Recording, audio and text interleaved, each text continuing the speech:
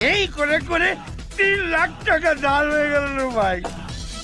আচ্ছা, আপনি তো বাড়ির মালিক, কোথায় বেটাকে দাবিয়ে রাখবেন?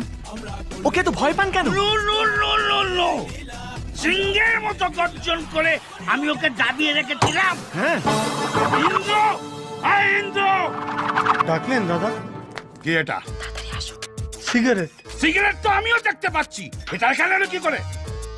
না মানে সকালে খেয়েছিলাম তাই ফেলতে গিয়ে এখানে পড়ে গেছে।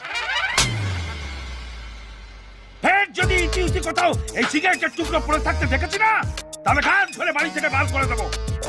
এখানে থেমে গেলে আর কিছু হতো না, কিন্তু ওই যে নরম মাটি তো পেয়ে ভাবলাম আর একটু আঁচড়াই। কি এটা? বিয়ারের বোতল? তাই নাকি? বিয়ারের বোতল? আমি তো ভাবলাম ফিডিং বোতল, বাচ্চাদের দুধ খাওয়াবার জন্য আনা হয়েছে।